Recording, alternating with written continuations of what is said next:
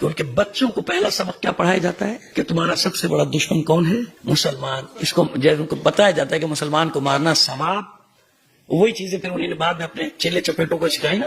اور عجیب نہیں، اس کا ترجمہ تو میں ابھی کروں گا، یہ تو عجیب بات ہے. ان کی حالت یہ ہوگی کہ وہ زمین کے کسی نشیب یا گوشے میں اکٹھے ہو جائیں گے. اب آپ مجھے بتائیے کہ منظر کشی آج کی ہے کہ نہیں؟ یہ خطبہ ابھی تو نہیں لکھا گیا، شیعوں نے تو نہیں چھاپا، انقلاب کے بعد تو نہیں لکھا گیا. مولا کیا فرمانے کہاں چھپیں گے؟ یہ نشیب میں گوشوں میں جا کے زمین میں چھپ جائیں گے، اکٹھے ہو جائیں گے. اکٹھے ہونے میں نیچے جا رہے منگروں میں، جا رہے بلڈنگوں کے نیچے. اب مولا کے کلام پہ یقین ہے یا نہیں؟ تو دجال یہ جو سسٹم نافذ ہے جس نے پوری دنیا کو اپنے قبضے میں آکٹوپس کی طرح لے لیا ہے، اور آج اس کی نمائندگی کون کر رہا ہے دجال کی؟ ٹرمپ.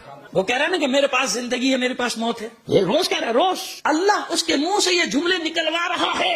میں نہیں کرو گے، میں مار دوں گا، موت دے دوں گا. جس کو زندہ رہنا ہے میرے سامنے سر تسلیم خم کر دو. اس میں سے ایک بات آج پیش کریں گے اور آپ حیران ہو جائیں گے. اس میں بعض بات ایسی کہ آپ حیران ہو جائیں گے. ابھی یہ 1400 سال پہلے کا خطبہ ہے، میں پوری کتاب کا سب لے کر آیا. اسی لیے 3 دن سے میں کیا کہہ رہا ہوں کہ اپنے عقیدوں کو مضبوط رکھو، یقین رکھو. دیکھو مولا نے کہا کیا ہے اور اس کے آثار کیسے شروع ہوئے. ابھی لفظ بلفظ میں ترجمہ کروں گا، آپ حیران ہو جائیں گے. اس خطبے کا عنوان ہے سلاح اہل خراسان فی آخر الزمان. اہل خراسان کا اسلحہ آخری زمانے میں. جب زمانہ اپنے اختتام کو پہنچنے لگے گا آخری زمانے میں، تو اہل خراسان کا اسلحہ کیا ہوگا. اب آپ کو دکھاتے ہیں. یہ کتاب کا ٹائٹل پیج ہے جو بیروت سے چھپی ہے، ماذا قال علی علیہ السلام فی آخر زمان الجفر الاعظم. بیٹا اس کو ذرا کھڑے ہو جاؤ، کیمرے پہ کلوز کرو اس کو. ایسی یہ چیزیں نا، یہ سند ہے تاکہ آپ سب کو معلوم ہے. میں حوالہ ہوا سے نہیں لا رہا ہوں نا. خطبہ شروع ہوتا ہے آخری زمانے میں اہل خراسان کا اسلحہ. اس کی کتاب کی تشریح میں نیچے کیا لکھا ہے؟ الجفر الاعظم. جفر میں نے بتا دیا کس علم کو کہتے ہیں؟ اسرار حروف. حروف کے اسرار، جیسے الف لام میم، اس کے اسرار کو کوئی نہیں جانتا. اللہ جانتا ہے یا معصومین جانتے ہیں؟ سمجھ میں آئے کہ علی مظہر العجائب کیوں؟ وتہیج جموع اصحاب الرایات السوداء وینصبون نارا عظیمۃ اسمها صارخ. یہ صارخ لفظ یاد ہے کہ بھی بتاتا ہوں کیا ہے یہ. ویہددون اعداء اللہ بمعادن کثیرۃ اخلاقا مثل دائرۃ واشکال کثیرۃ یغدو رمادن. رمادن وہ جو ریت اڑتی نا، ریت کو رماد کہتے ہیں. رمادن تذروہ الریاح ان لم تدفنوہ. پہلے یہاں تک پڑھنے ہیں نا، آپ کو سمجھ میں آئے. کالے جھنڈے والوں کی جماعتیں، رایات السوداء. رایت کی جمع ہے رایات. مولا فرماتے ہیں کالے جھنڈے والوں کی جماعتیں جوش و خروش کے ساتھ اٹھ کھڑی ہوں گی. کس کے لیے کہا جا رہا ہے؟ اہل اوپر آگے نا، ہیڈنگ آگے نا، سلاح اہل خراسان فی آخر الزمان. آخری زمانے میں اہل خراسان کا اسلحہ. کالے جھنڈے والوں کی جماعتیں جوش و خروش کے ساتھ، جذبوں کے ساتھ اٹھ کھڑی ہوں گی. وہ ایک نہایت عظیم آگ بھڑکائیں گے. دیکھ رہے ہیں چاروں طرف، وہ ایک عظیم آگ، وہ ایک نہایت عظیم آگ بھڑکائیں گے جس کا نام ہوگا صاروخ. کیا نام ہوگا؟ یہ ہے بحث. سواد الف رے خ، صاروخ. اس آگ کا کیا نام ہے؟ عربی لغت. اٹھائیے، میں نے نکالے معنی، کیونکہ مجھے تو معلوم تھا یہ صاروخ کس کو کہتے ہیں. عرب جتنے عربی اخبار ہیں آج اٹھا کے پڑھ لیجئے. صواریخ، صاروخ کی جمع کیا ہے؟ میزائل کو کہتے ہیں. کہ ایرانی صواریخ نے، صواریخ الایرانیہ. صاروخ کے الگ معنی بھی ہیں، مجھے بھی بہت سارے معنی. واو کے ساتھ جب آتا ہے صاروخ تو اس کا معنی ہے میزائل یا راکٹ. یہ آج کی عربی میں، وہ پرانی نہیں، جدید ہے. اس زمانے میں تو تھا ہی نہیں نا. امام نے یہ لفظ استعمال کیا تھا اس زمانے میں، اس کے جس کو کہنا چاہیے سخت ہوا یا گرم ہوا، جس کے لیے استعمال ہوتا تھا صاروخ، سخت چیز کے لیے. لیکن آج صاروخ کس کو کہتے ہیں عرب؟ میں آپ کو صاروخ کے معنی دکھانا چاہ رہا تھا جو میں نے نکالے. یہ دیکھیے اس میں لکھا ہے لغت صاروخ عام میں عربی اردو کے معنی میں. صاروخ اس میں میزائل. صاروخ کے معنی کیا لکھے ہیں اس میں؟ واو کے ساتھ، لیکن پڑھنے میں وہ واو کو گرا کے کیا پڑھتے ہیں؟ صاروخ. یہ کہتے ہیں اس کی جمع ہے، مثال بھی دیتا ہے، ترکیب الصواریخ بالطائرہ، ہوائی جہازوں میں راکٹوں کو نصب کرنا. صاروخ میزائل اور صواریخ اس کی جمع میزائلوں کی. یہ میں نے خود سرچ کر کے اس کے معنی نکالے. یعنی یہ بھی نہیں کہ میں کوئی اپنی طرف سے کوئی تعویل کر کے آپ کو بتا رہا ہوں، نہیں، یہی معنی ہے. جبکہ جب مولا نے استعمال کیا تو اس وقت یہ معنی نہ کسی کو پتا تھا. لیکن آج وہی لفظ نام استعمال ہو رہا ہے جو مولا نے 1400 سال پہلے رکھ دیا تھا. اب سمجھ میں آئی بات؟ ان کو نہیں پتا، نہ ان کو یہ معلوم ہے جنہوں نے نام رکھا کہ انہوں نے تو خطبہ بھی نہیں پڑھا ہوگا نا. یہ ایک عظیم آگ بھڑکائیں گے جس کا نام صاروخ ہوگا. ینصبون نارا عظیمۃ اسمها صارخ. یہ اہل خراسان، یہ کالو جھنڈے والے جو جوش اور جنون میں کھڑے ہوں گے، اتنی عظیم آگ بھڑکائیں گے. اس آگ کا نام کیا ہوگا؟ صاروخ. وہ اللہ کے دشمنوں کو مختلف معدنی آمیزش. اب دیکھیں بنتا ہے، اب उस जमाने में लोगों को इसी तरह समझाया जा सकता था ना, मिसाइल में जो ईंधन भरा जाता है, समझ में आ रही है बात? वो बता रहे हैं, मौला फरमा रहे कि वो अल्लाह के दुश्मनों को मुख्तलिफ नौ मादनी आमिज़िशों के जरिए से धमकाएंगे, यानी मुख्तलिफ ईंधनों से भरे हुए होंगे, उसके जरिए से हमले करेंगे उन पर, एक के बाद एक उनके पर हमले करेंगे, जो दायरे की मानिंद होगा। किसकी मानिंद होगा? मिस्ल दायरतिन वाशकालिन, और तरह तरह की शक्लों में होंगे, एक भी नहीं होगा, तरह तरह की दायरे में होंगे। आगे सुनिए आप, दायरे में होंगे, मुख्तलिफ शक्लों में होंगे, कसीरतिन सिहामुन तूलुल जिबाल, और नेज़े की मानिंद जिबाल की तरह लंबे होंगे पहाड़ में। अब पूरी मिसाइल की शक्ल आ गई, दायरे में होंगे, मुख्तलिफ शक्लों में है ना उनके मुख्तलिफ शक्लें, और आखिरी जो अभी साइज में आज जो मारा है वो तो बहुत ही बड़ा है, और अभी से बड़े बड़े भी पड़े हुए, तो उनकी लंबाई ऐसे होगी, देखने में लगेगा जैसे पहाड़, यानी जब उसको सीधा खड़ा कर देंगे तो ऐसा पहाड़ की तरह वो नजर आएगा। ये मौला के अल्फाज है, कब के? 1400 साल पहले। और इनके अंदर दहकता हुआ शोला होगा। इन शाहरुख, जिसका नाम शाहरुख है, इसके अंदर क्या होगा?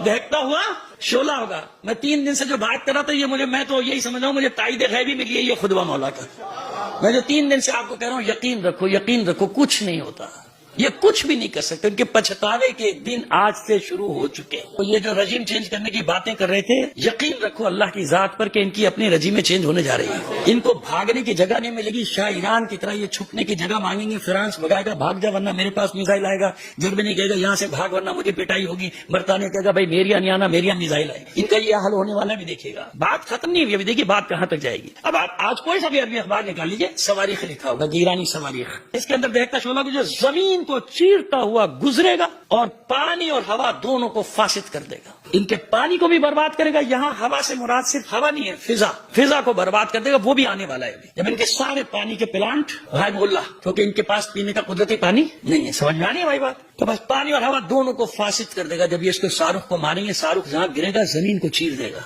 पानी और हवा दोनों को बर्बाद कर देगा। वो किसी जानदार को नहीं छोड़ेगा, मगर उसे निकल जाएगा। जहाँ पे ये गिरेगा वहाँ किसी जानदार को ये छोड़ेगा, इसको अंगारों की मानिंद उसे इस हाल में छोड़ेगा कि वो राख बन जाएंगे। अहले खुरासान के शाहरुख, अहले खुरासान की बात होगी, अभी नहीं चलेंगे, इत्मीनान रखिए। इस हाल में छोड़ेगा कि वो राख बन चुके, और हवाएं इस राख को उड़ा ले जाएंगी अगर तुम उसे दफन नहीं करोगे, बिखर जाएंगे। आगे चलिए, किससे होगा ये मार्जा? असल कौन है? असल किससे होगा? अब फरमाते हो। और उस वक्त हाल ये होगा कि यहूदी औरतें शोहरों को तलाश में रहेंगी, मगर उन्हें अपनी कौम में कोई मर्द नहीं मिलेगा। मौला फरमा रहे 20 औरतों पर एक कय्यम एक वाहिद होगे खड़ा होगा उनको निगरानी करने के लिए, यानी एक की सरपरस्ती में तकरीबन कितनी औरतें होंगी?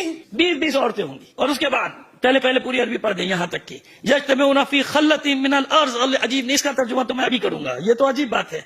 इनकी हालत ये होगी कि वो जमीन के किसी नशेब या गोशे में इकट्ठे हो जाएंगे।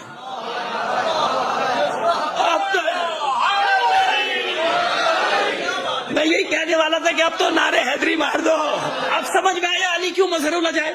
इसलिए मैं कहता हूँ यकीन रखो यार, क्या घबरा रहे हो, कुछ नहीं होता। जो ताकतें हमारे साथ हैं वो किसी के साथ भी नहीं है। अब आप मुझे बताइए कि मंजर कशी आज की है कि नहीं? ये खुतबा अभी तो नहीं लिखा गया, शियों ने तो नहीं छापा, इनकलाब के बाद तो नहीं लिखा गया। आप जाके आप खुद सर्च कर दीजिएगा इस खुतबे को, इस किताब को, माज़ा क़ाल अली आखिरी ज़मान अल मज़हरुल अजाइब सर्च करेंगे, ये किताब पूरी निकल आएगी बैरूत से छपी हुई। ये छपी है सारी किताबें, सारे खुतबात अल जफरुल आज़म के नाम से, अली के नाम से। अभी देखिए मैंने कहा ना बात शुरू हुई है, अभी देखिए आपका जोश और जज्बा कहाँ पहुंचा, आपको अंदाजा हुआ?